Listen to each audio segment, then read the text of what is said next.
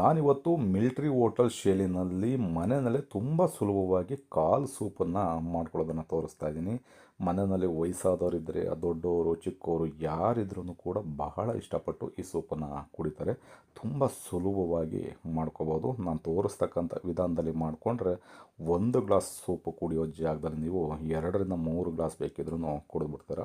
ಅದಕ್ಕಿಂತ ಮುಂಚೆ ನಮ್ಮ ಚಾನಲ್ನ ಸಬ್ಸ್ಕ್ರೈಬ್ ಮಾಡ್ಕೊಂಡಿಲ್ಲ ಅಂತಂದರೆ ಸಬ್ಸ್ಕ್ರೈಬ್ ಮಾಡ್ಕೊಳ್ಳಿ. ಹಾಗೆ ಪಕ್ಕದಲ್ಲಿರ್ತಕ್ಕಂಥ ಬೆಲ್ ಬಟನ್ನ ಪ್ರೆಸ್ ಮಾಡಿ. ನಾನು ಕಾಲು ಸೂಪನ್ನು ಮಾಡಲಿಕ್ಕೆ 6 ಕಾಳುಗಳನ್ನ ತಗೊಂಡು ಈ ರೀತಿ 2 ಭಾಗಗಳಾಗಿ ಕಟ್ ಮಾಡಿಸ್ಕೊಂಡಿದ್ದೀನಿ. ಮನೇಲಿ ಮಾಡಬೇಕಾದ್ರೆ ಸ್ವಲ್ಪ ಚಿಕ್ಕದಾಗಿರಬೇಕು, ಏಕೆಂದರೆ ಕುಕ್ಕರ್ನಲ್ಲಿ ಮಾಡಬೇಕಾದ್ರೆ ನಿಮಗದು ತುಂಬ ದೊಡ್ಡದಿದ್ದರೆ ಕುಕ್ಕರ್ನಲ್ಲಿ ಬೇಯಿಸೋದಕ್ಕಾಗಲ್ಲ. ಹಾಗಾಗಿ ಈ ರೀತಿ 2 ಭಾಗಗಳಾಗಿ ಕಟ್ ಮಾಡಿಸ್ಕೊಂಡಿದ್ದೀನಿ. ಈಗ ಇದಕ್ಕೆ ಮಸಾಲನ ರೆಡಿ ಮಾಡ್ಕೋಬೇಕು. ಮಸಾಲನ ಈ ರೀತಿ ಹುರಿದು ನೀವು ಮಾಡಿಕೊಂಡ್ರೆ ಕಾಲ್ ಸೂಪ್ ಅಂತೂ ಅದ್ಭುತವಾಗಿರುತ್ತೆ. ನನಗೊಂದು 2 ಟೇಬಲ್ ಸ್ಪೂನಷ್ಟು ಎಣ್ಣೆನ ಒಂದು ಫ್ರೈ ಪ್ಯಾನ್ಗೆ ಸೇರಿಸ್ಕೊಂಡು 2 ಟೇಬಲ್ ಸ್ಪೂನ್ ಧನಿಯಾ ಬೀಜ, ಹಾಗೆ ಖಾರಕ್ಕೆ ಅರ್ಧ ಟೇಬಲ್ ಸ್ಪೂನಷ್ಟು ಕಾಳು ಮೆಣಸನ್ನು ಸೇರಿಸ್ಕೊಳ್ತಾ ಇದ್ದೀನಿ. ಒಂದು 1/4 ಟೇಬಲ್ ಸ್ಪೂನಷ್ಟು ಜೀರಿಗೆ, ಒಣಮೆಣಸಿಕಾಯಿ ಒಂದು 4ರಿಂದ 5, ಹಸಿಮೆಣ್ಸಿಕಾಯಿ 4ರಿಂದ 5. ಸ್ವಲ್ಪ ಗ್ಯಾಸ್ಟ್ರಿಕ್ ಆಗುತ್ತೆ ಅನ್ನೋರು ಬೇಕಾದ್ರೆ ಒಣಮೆಣ್ಸಿಕಾಯಿನ ಸೇರಿಸ್ಕೊಳ್ಳಿ. ಕಾಳು ಮೆಣಸನ್ನು ಸ್ವಲ್ಪ ಬೇಕಿದ್ರೆ ಜಾಸ್ತಿ ಸೇರಿಸ್ಕೋಬೋದು.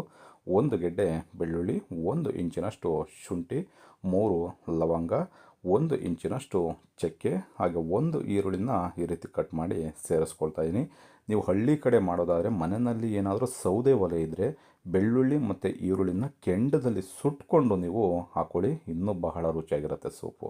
ನಾನಿಲ್ಲಿ ಕೆಂಡ ಇಲ್ಲದೆ ಇರೋದ್ರಿಂದ ನಾನು ಈ ರೀತಿ ಫ್ರೈ ಮಾಡಿಕೊಂಡು ಮಸಾಲನ ರುಬ್ಕೊಳ್ತಾ ಇದ್ದೀನಿ. ಇದಕ್ಕೇನೀಗ 1/4 ಟೀ ಸ್ಪೂನಷ್ಟು ಅರಿಶಿನ, ಸ್ವಲ್ಪ ಕೊತ್ತಂಬರಿ ಸೊಪ್ಪು, ಫ್ಲೇವರ್ಗೋಸ್ಕರ ಸ್ವಲ್ಪ ಪುದೀನನ ಸೇರಿಸ್ಕೊಳ್ತಾ ಇದ್ದೀನಿ. ಪುದೀನನ ನೀವು ಜಾಸ್ತಿ ಸೇರಿಸೋದಕ್ಕೆ ಹೋಗ್ಬಿಡಿ, ಸೂಪ್ನ ಕುಡಿಬೇಕಾದ್ರೆ ಬರೀ ಅದೇ ಸ್ಮೆಲ್ ಬರೋದಕ್ಕೆ ಸ್ಟಾರ್ಟ್ ಆಗಿಬಿಡುತ್ತೆ. ಹಾಗಾಗಿ ಸ್ವಲ್ಪ ಫ್ಲೇವರ್ಗೋಸ್ಕರ ಸೇರಿಸ್ಕೊಂಡ್ರೆ ಸಾಕಾಗುತ್ತೆ. ಇಷ್ಟು ಪದಾರ್ಥಗಳನ್ನ ಎಳೆಯ ಕಾವನಲ್ಲಿ ಇಟ್ಕೊಂಡು ಚೆನ್ನಾಗಿ ಫ್ರೈ ಮಾಡಿಕೊಂಡು ತಣ್ಣಗಾದ್ಮೇಲೆ ರುಬ್ಬಿ ನಾವು ಸೂಪನ್ನು ಮಾಡ್ಕೊಳ್ಳೋದ್ರಿಂದ ಬಹಳ ರುಚಿಯಾಗಿರ್ತಕ್ಕಂಥ ಕಾಲ್ ಸೂಪು ರೆಡಿ ಆಗುತ್ತೆ. ಈಗ ನಾನೊಂದು 10 ನಿಮಿಷ ಸಪ್ರೇಟಾಗಿ ನಾನು ಇದನ್ನು ತೆಗೆದಿಡ್ತಾ ಇದ್ದೀನಿ. ತಣ್ಣಗಾದ್ಮೇಲೆ ಇದಕ್ಕೆ ಸ್ವಲ್ಪ ನೀರನ್ನು ಬೆರೆಸಿ, ಸ್ವಲ್ಪನೂ ಕೂಡ ತರ್ತರಿ ಇರಬಾರ್ದು, ಆ ರೀತಿಯಲ್ಲಿ ನುಣ್ಣಗೆ ನಾವು ಈ ಮಸಾಲನ ರೆಡಿ ಮಾಡ್ಕೋಬೇಕಾಗತ್ತೆ. ನೋಡ್ಬೋದು, ಈ ಮಸಾಲೆ ಏನಿದೆ ಇದರಿಂದನೇ ನಿಮಗೆ ಕಾಲ್ ಸೂಪು ರುಚಿ ಜಾಸ್ತಿ ಬರ್ತಕ್ಕಂಥದ್ದು. ಈಗ ಒಂದು ಕುಕ್ಕರ್ನ ತೊಗೊಂಡು ಈ ಕುಕ್ಕರ್ಗೆ 2 ಟೇಬಲ್ ಸ್ಪೂನಷ್ಟು ಎಣ್ಣೆನ ಸೇರಿಸ್ಕೊಳ್ಳಿ. ಏಕೆಂದರೆ ಕಾಲ್ನಲ್ಲೂ ಕೂಡ ನಿಮಗೆ ಎಣ್ಣೆ ಅಂಶ ಇರುತ್ತೆ, ಆ ಜಿಡ್ಡೆಲ್ಲ ಬಿಟ್ಕೊಂಬಿಡುತ್ತೆ. ಹಾಗಾಗಿ ಎಣ್ಣೆನ ಜಾಸ್ತಿ ಸೇರಿಸೋದಕ್ಕೆ ಹೋಗ್ಬಿಡಿ. ಒಂದು 2 ಟೇಬಲ್ ಸ್ಪೂನ್ ಎಣ್ಣೆನ ಹಾಕ್ಕೊಂಡು ಎಣ್ಣೆ ಚೆನ್ನಾಗಿ ಕಾದ ಮೇಲೆ ಇದಕ್ಕೆ 1 ಈರುಳ್ಳಿನ ಸ್ಲೈಸಾಗಿ ಕಟ್ ಮಾಡಿ ಸೇರಿಸ್ಕೊಳ್ತಾ ಇದ್ದೀನಿ. 1 ಟೊಮೊಟೊನ ಕೂಡ ಸೇರಿಸ್ಕೊಳ್ತಾ ಇದ್ದೀನಿ. ಕೆಲವರು ಟೊಮೊಟೊನ ಇಷ್ಟಪಡಲ್ಲ, ಅಂಥವ್ರು ಬೇಕಿದ್ರೆ ಟೊಮೊಟೊನ ಸ್ಕಿಪ್ ಮಾಡ್ಬೋದು. ಈರುಳ್ಳಿ ಮತ್ತು ಟೊಮೊಟೊ ಸ್ವಲ್ಪ ಎಣ್ಣೆಯಲ್ಲಿ ಚೆನ್ನಾಗಿ ಫ್ರೈ ಆಗಬೇಕು. ಈ ರೀತಿಯಲ್ಲಿ ಫ್ರೈ ಮಾಡ್ಕೊಂಡಾದ ನಂತರ ನಾವು ರುಬ್ಬಿಟ್ಕೊಂಡಿರ್ತಕ್ಕಂಥ ಮಸಾಲನ ಇದಕ್ಕೆ ಸೇರಿಸ್ಕೊಳ್ಳೋಣ. ಮಸಾಲ ಪದಾರ್ಥಗಳನ್ನ ನಾವು ಆಲ್ರೆಡಿ ಚೆನ್ನಾಗಿ ಫ್ರೈ ಮಾಡಿಕೊಂಡು ಮಸಾಲನ ರುಬ್ಕೊಂಡಿರೋದ್ರಿಂದ ಒಗ್ಗರಣೆ ಜೊತೆಯಲ್ಲಿ ಜಾಸ್ತಿ ಬೇಯಿಸೋವಂಥ ಅವಶ್ಯಕತೆ ಇಲ್ಲ. ಒಂದು ಅರ್ಧದಿಂದ 1 ನಿಮಿಷ ಅಥವಾ ಒಂದು 2 ನಿಮಿಷ ಚೆನ್ನಾಗಿ ಕುದಿ ಬರೋವರೆಗೂ ಬೇಯಿಸ್ಕೊಳ್ಳಿ. ಅದಾದಮೇಲೆ ನಾವು ಇದಕ್ಕೆ ನೀರನ್ನು ಸೇರಿಸ್ಕೊಂಡು ತೆಗೆದಿಟ್ಕೊಂಡಿರ್ತಕ್ಕಂಥ ಕಾಲನ್ನು ಸೇರಿಸಿ ಬೇಯಿಸ್ಕೋಬೇಕಾಗತ್ತೆ. ನೀವು ಹೋಟೆಲ್ಗಳಲ್ಲಿ ಹಾಗೆ ರೆಸ್ಟೋರೆಂಟ್ಗಳಲ್ಲಿ ನೋಡಿರ್ಬೋದು, ನಾವು ಸೂಪನ್ನು ತೊಗೊಂಡಾಗ ಇಷ್ಟು ಅಂದರೆ ಈಗ ನಾನು ತೋರಿಸಿರ್ತಕ್ಕಂಥ ಗ್ಲಾಸ್ ಸೈಜ್ನಲ್ಲಿ ಸೂಪನ್ನು ಕೊಡ್ತಾರೆ. ನೀವು ನೀರನ್ನು ಸೇರಿಸ್ಬೇಕಾದ್ರೂ ಅಷ್ಟೇ ಅಳತೆನಲ್ಲಿ ಸೇರಿಸ್ಕೊಂಡ್ರೆ ಬಹಳ ರುಚಿಯಾಗಿರುತ್ತೆ. ನಾನಿಲ್ಲಿ 6 ಕಾಲನ್ನು ತೊಗೊಂಡಿದ್ದೀನಿ.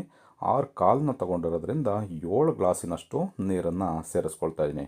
ನೀರನ್ನು ನೀವು ತುಂಬ ಜಾಸ್ತಿ ಸೇರಿಸೋದಕ್ಕೆ ಹೋಗ್ಬಿಡಿ. ನೀವು ಮನೆಯಲ್ಲೇನಾದ್ರು ಜಾಸ್ತಿ ಜನ ಇದ್ದಾರೆ ಅಂತಂದರೆ 6 ಕಾಲಿಗೆ 9 ಗ್ಲಾಸಿನಷ್ಟು ನೀರನ್ನು ಸೇರಿಸ್ಕೊಳ್ಳಿ. ಬೇಕಿದ್ರೆ 1 to ಡಬಲ್ ಬೇಕಿದ್ರೂ ನೀವು ಸೇರಿಸ್ಕೊಂಡು, ಅಂದರೆ 6 ಕಾಳುಗಳನ್ನ ತೊಗೊಂಡ್ರೆ 12 ಗ್ಲಾಸಷ್ಟು ಬೇಕಿದ್ರೆ ನೀರನ್ನು ಸೇರಿಸ್ಕೋಬೋದು. ಸ್ವಲ್ಪ ರುಚಿ ಕಡಿಮೆ ಆಗುತ್ತೆ. ಹಾಗಾಗಿ ನೀರನ್ನು ನೀವು ಸಾಧ್ಯವಾದಷ್ಟು ಕಡಿಮೆನೇ ಸೇರಿಸ್ಕೊಂಡು ಚೆನ್ನಾಗಿ ನಾವು ಒಂದು 8 ರಿಂದ 10 ವಿಷಲ್ ಬೇಯಿಸ್ಕೋಬೇಕಾಗತ್ತೆ. ಇದಕ್ಕೇನೀಗ ರುಚಿಗೆ ತಕ್ಕಷ್ಟು ಉಪ್ಪು, ಹಾಗೆ ಕೊನೆಯಲ್ಲಿ ಸ್ವಲ್ಪ ಕೊತ್ತಂಬರಿ ಸೊಪ್ಪನ್ನು ಹಾಕಿ ಚೆನ್ನಾಗಿ ಮಿಕ್ಸ್ ಮಾಡಿಕೊಂಡು ಲಿಡ್ಡನ್ನು ಕ್ಲೋಸ್ ಮಾಡಿ ಮಿನಿಮಮ್ ಅಂತಂದರೂ 8 ರಿಂದ 10 ವಿಷಲ್ ನಾವು ಬೇಯಿಸ್ಕೋಬೇಕಾಗತ್ತೆ.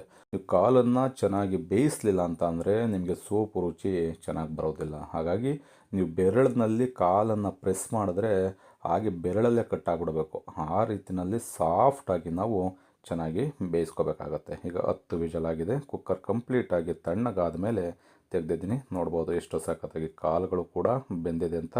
ಹಾಗೆ ಸೂಪನ್ನು ಕೂಡ ಕುಡಿಲಿಕ್ಕೆ ಬಹಳ ರುಚಿಯಾಗಿ ರೆಡಿ ಆಗುತ್ತೆ.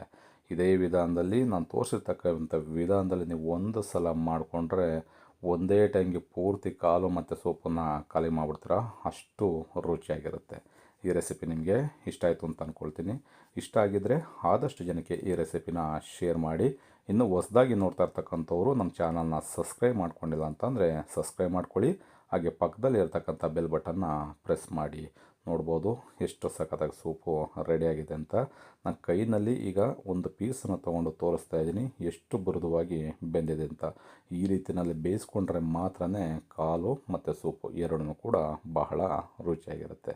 ಈ ರೆಸಿಪಿ ನಿಮಗೆ ಇಷ್ಟ ಆಗಿದರೆ ನೀವು ಕೂಡ ಮನೆಯಲ್ಲಿ ಮರಿದೇ ಒಂದು ಸಲ ಟ್ರೈ ಮಾಡಿ.